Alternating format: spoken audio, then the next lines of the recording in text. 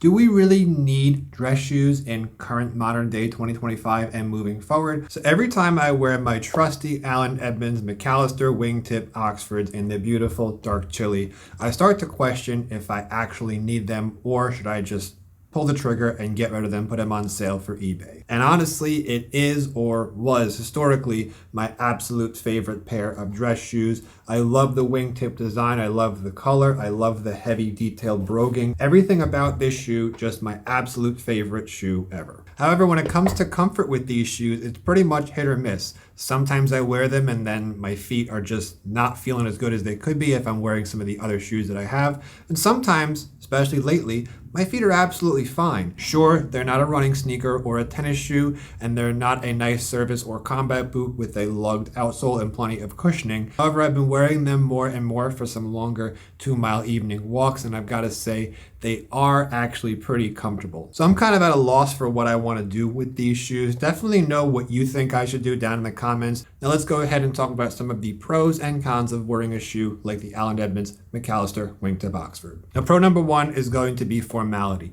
These are going to look absolutely better than anything else, any other sneakers, dressy boots, or casual shoes that you can wear with a suit, or even a business casual outfit, even if you're talking a polo shirt and nice khaki or gray colored chinos. These are still going to definitely bring your style up. You wear a real pair of dress shoes versus something like a hybrid shoe or a pair of nicer combat boots, if you would. The second advantage or pro, we kind of alluded to this already. These are American made. It means that they are going to be quite a bit more expensive than some of your more casual, more low-end options. However, if you take care of them properly, you always put shoe trees in them, you condition them, you polish them, these can definitely last you a couple of decades. A lot of times these shoes are going to come with leather soles, which are Goodyear welted.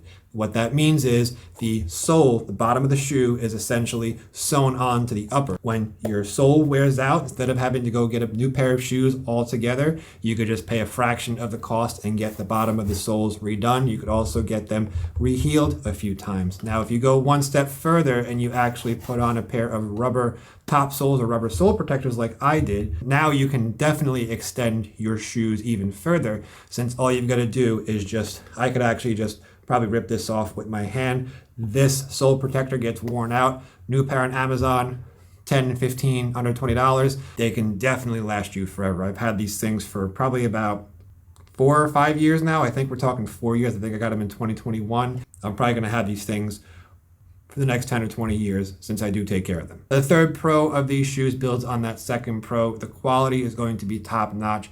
Yes, a pair of these at full price is going to be just over $400. However, like we were just saying, these will last you at least 10, if not 15 or 20 years if you take care of them properly. So the quality is going to be top notch. Check out the wrinkles are minimal right here on both of the shoes, something that I can't say for some of my other cheaper, more casual options. I've actually but I've decided to just ditch the pair of shoes, ditch some of my more casual shoes. While the shoes were still comfortable and still plenty of tread on the bottom, they just looked like absolute garbage on here, since I do not like it when a shoe creases very deeply. Now on to the cons. The first con is going to be they are uncomfortable. And I'm going to put that in air quotes, uncomfortable. And when it comes down to if a shoe is comfortable or not, there are a lot of factors that go into it. Underfoot comfort is what we all think about. However, it has to be not too tight. It has to be wide enough here for your toes. It has to not dig into the top of your foot right here. A lot of people I've talked to and I've seen online in real life, their foot just kind of slips in and out and they get blisters right around here. That's not going to be good either. If you're heel striking too hard, you're going to destroy your heels. So there's a lot of factors when it comes to comfort. But if you can get the shoe to fit right, where it's not bothering you, your foot's not slipping around, or your foot's not getting crunched up here, underfoot comfort on these, I put it at like a 7 out of 10. It's not the most comfortable shoe that I have. However, taking them on longer walks recently, not last summer, I did it a couple times last summer and they bothered my feet. But recently these haven't been bothering my feet. And after a while, I just forget that I'm wearing them. And that's pretty much the litmus test that I do to see if a pair of shoes is actually comfortable for actually wearing them out in the real world and walking 2, 3, 4, 5 miles. Lately, these have not been a problem when it comes to comfort. 7 out of 10 when it comes to comfort on the underfoot. Everywhere else, they're totally fine. I typically don't wear them with dress socks. I wear them with regular athletic socks in gray, since gray is going to look nicer and it's also not going to fade. Not the most comfortable, but 7 out of 10, good enough. But since they look absolutely awesome and the quality is top notch, this is super subjective. As they say, your mileage may vary. Now, con number 2 is going to be they aren't as versatile as some of the other shoes that you could wear. And a lot of that honestly comes down to the closed lacing system right here. While you can still wear these with, let's say, a navy blue t-shirt and dark wash denim and a matching belt, these are going to look okay. If this was an open lacing wingtip like you see right here, that picture that just pops up, these would actually look a lot better with those casual dark denim or casual khaki colored chino outfits. You can still do it, but you really got to make sure that your pants are more on the slim side, just because with big baggy pants, that closed lacing system is really just not going to be as versatile. One thing I also want to mention that I also just thought about is if you're wearing a slim shoe like this, whether it's a closed lacing, open lacing, even if it's a boot, if it's got a slim silhouette, a slim toe box right here, you can't be wearing big bulky boot cut jeans or big baggy jeans. You want to err more on the slimmer side, not super skinny, but slim, straight, or slim, because it's a slim shoe. And the inverse, or the inverse, whatever, the opposite is also true. If you're wearing a pair of big, bulky Red Wing Iron Rangers or big combat boots with nice chunky outsoles, those aren't going to pair the best with your super slim dressy pants or your super slim jeans. You're going to want to wear something with a bit bigger of a leg opening, a bit more room in them, just because it's going to look a little bit better. Now, finally, the last disadvantage is more of just subjective, but we really don't need to be wearing dress shoes all the time in today's super casual environment. That does not mean that you should never wear dress shoes, and that also does not mean that if you wear dress shoes, you're going to look worse than sneakers. Dress shoes are always going to look better than sneakers unless you're dressing super casually. Again, I'm talking t-shirts or a casual polo shirt, a nice pair of slim jeans, then maybe a pair of Vans Old Schools or a pair of athletic shoes are going to look okay. However, if your outfit is slim fitted, dress shoes are still going to look a little bit nicer, a little bit more sophisticated and more stylized than your sneakers. We really don't need to be having 4 or 5 different pairs of dress shoes. You can just get away most likely with one pair of dress shoes like I do. This is my only pair of dress shoes I have left. That's really something that we just have to adapt with the times here and realize that a lot of times if we're wearing a super casual environment, we can get something that's going to be more comfortable, cheaper, easier on the wallet. It's going to do better in the rain. It's going to do better in the snow. And if you do destroy it, it's not going to be as big of a deal, since you're only going to be destroying a pair of shoes that are, let's say, under $200 versus submerging these in water and snow and salt. These are over $400. It's just not something that we need to be wearing all the time. Similar to suits. We don't need to be wearing suits all the time. There are a lot of other great casual options. So the world has just gotten a lot more casual. So take with that what you will. You probably are better off, instead of having 4 or 5 different pairs of dress shoes on rotation, one pair of dress shoes and maybe a couple of other more casual options.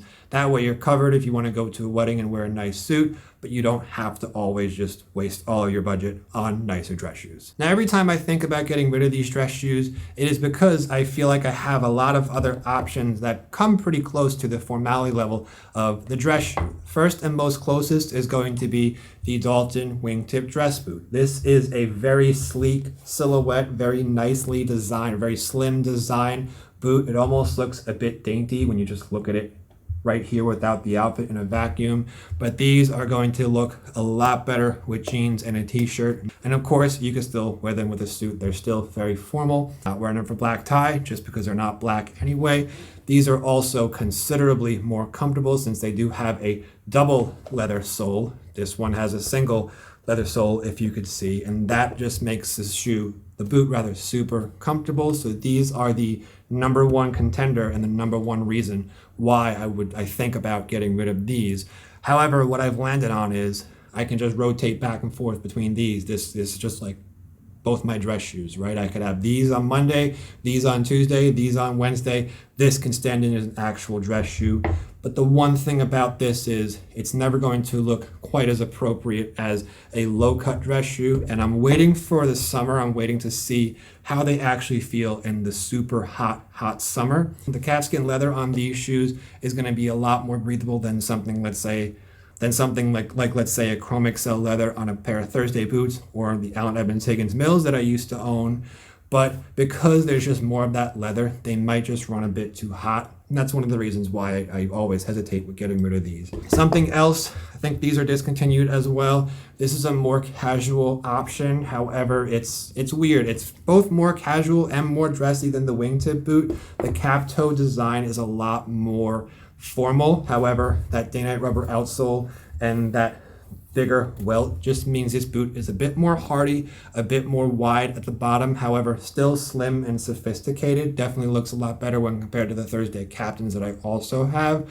These you can't really dress up as much as the Dalton wingtips. However, you can get pretty close. But when we put the Landon cap toe next to a slim wingtip, you can see there is a little bit more of a contrast here.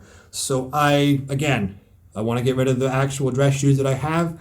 These I really can't fall back on just because they can look a bit too rugged in some situations if you're wearing them with even more of a casual suit. Hybrid shoes. I am a big fan of hybrid shoes. Should you be wearing these with a suit? That is a big fat no, especially the pair with the lighter colored outsole. This is an awesome casual shoe. I almost said boot. Awesome casual shoe. The brown upper with the white bottom just makes it look really nice, really great as far as a super casual summertime shoe when it's too hot to wear boots, but you don't want to fall back on a pair of running sneakers. This is going to get you super comfortable running. We're talking tennis shoe running sneaker comfort, but you can shine them up and they're just going to look miles better. Match them with a nice colored brown belt. It's going to make all of your outfits look a lot better than if you're wearing a pair of athletic shoes.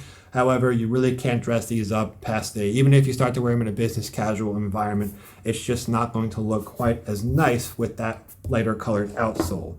That is where you could definitely step it up to the darker colored outsole that you're seeing right here. Same color, brown just about. This is just going to make the shoe look a lot more appropriate with those more formal outfits.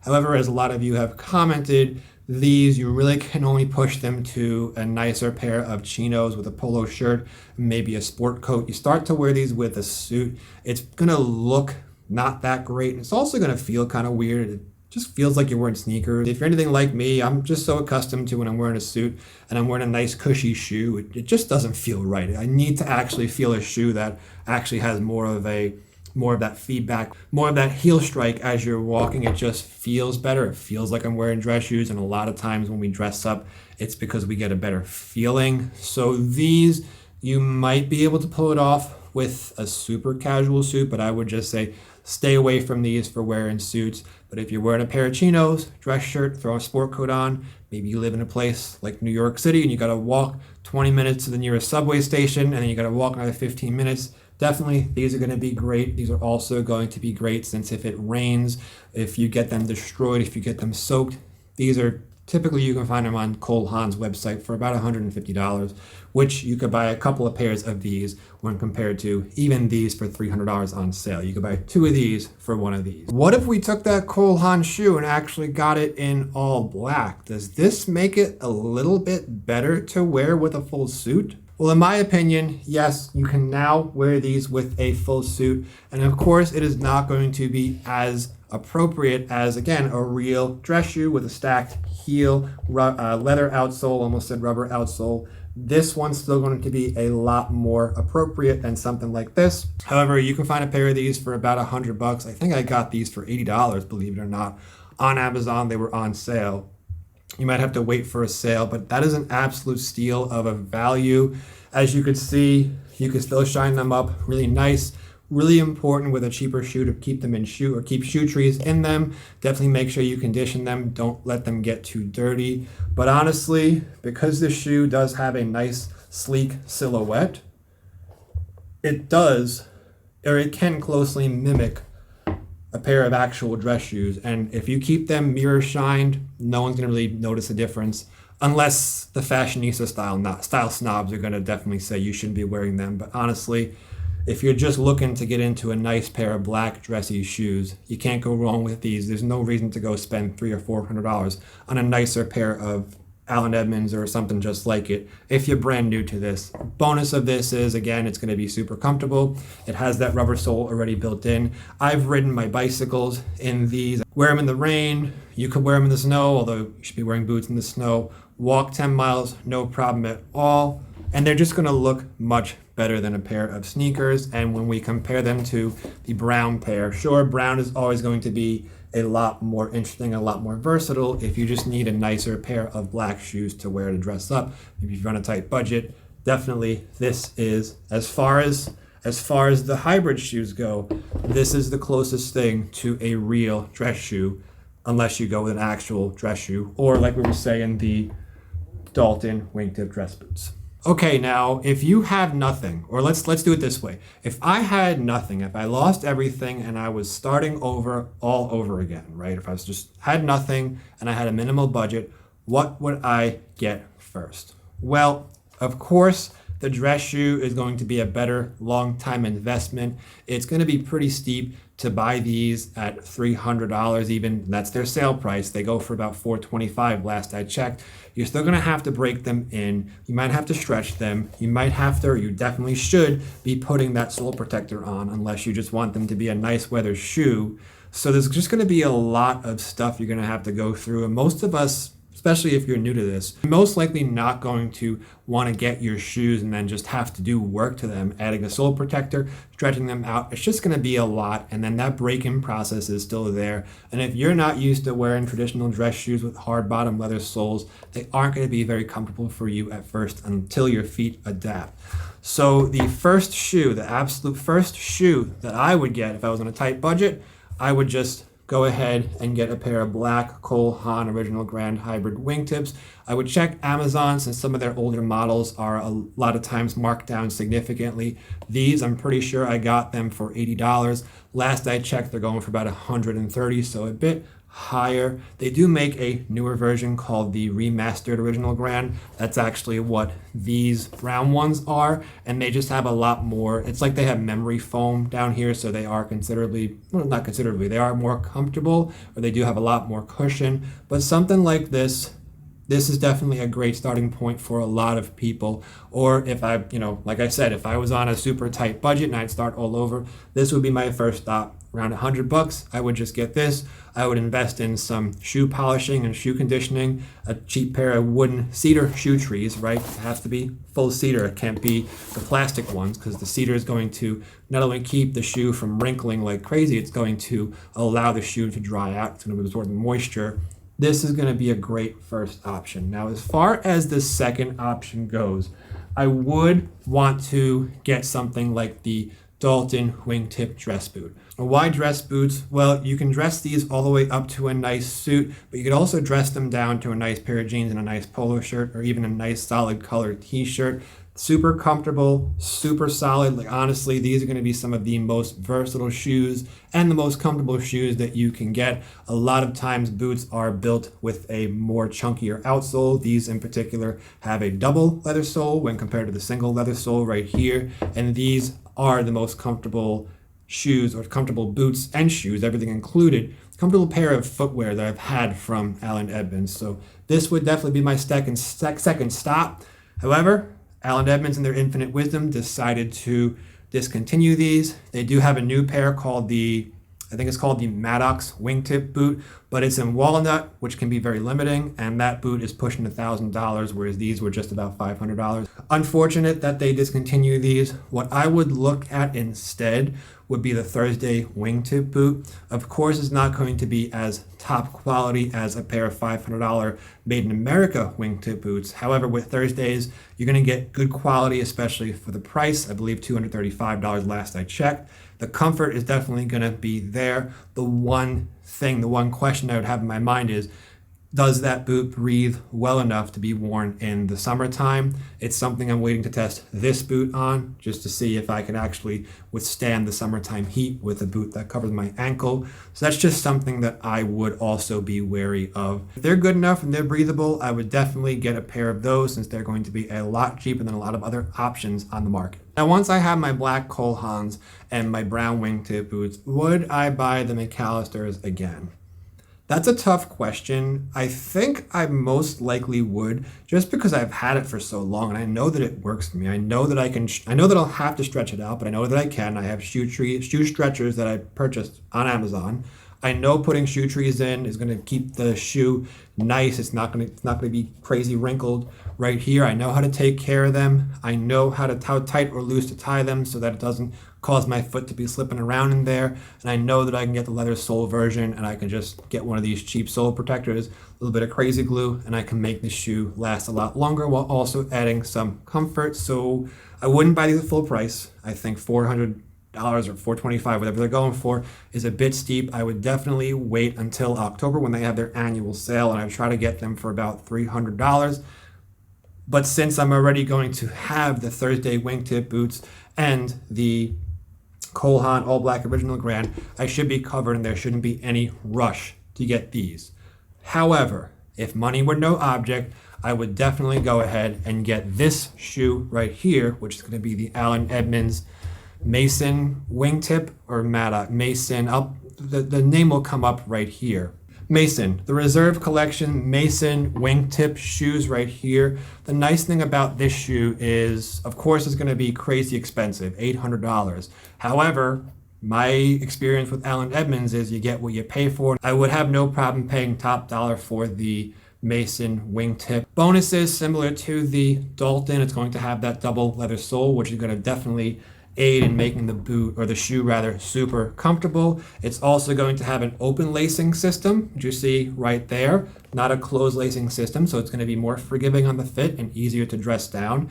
And that long wing brogue has actually started to grow on me. This is a short wing right here where that broguing just terminates right here, and the long wing, it just goes and wraps all the way around the shoe. It's something I just thought, take it and leave it. I like the short wing, but the long wing does look nice. And those ones in particular, the Mason Reserve long wings, they actually still look pretty slim and sleek. So it's not like you're wearing a big, bulky, chunky casual wingtip, which you really can't wear with suits. And that's definitely something that just makes it super versatile, although more expensive than something like the Allen Edmonds. Of course, with that leather sole, you also have the ability to just slap on your sole protectors. And now that shoe, since it's going to be higher quality, all you've got to do is condition it once in a blue moon, keep them in shoe trees. Don't wear them every single day. Definitely leave them time to rest if you wear them in the rain. That shoe, I wouldn't be surprised if it lasts you 15, 20 years or more. Let me know what your thoughts are. I want to hear from you down in the comments. I want to connect with you guys more often. More importantly, what do you think I should do with my pair of McAllister? Should I keep them? Should I sell them? I always get close to selling them and then I end up changing my mind. So right now I'm leaning towards just keeping them. And then maybe if I do save up some money, I can get that Mason Reserve wingtip for almost $1,000. I hope you enjoyed it. I hope this helped. And as always, thanks for watching.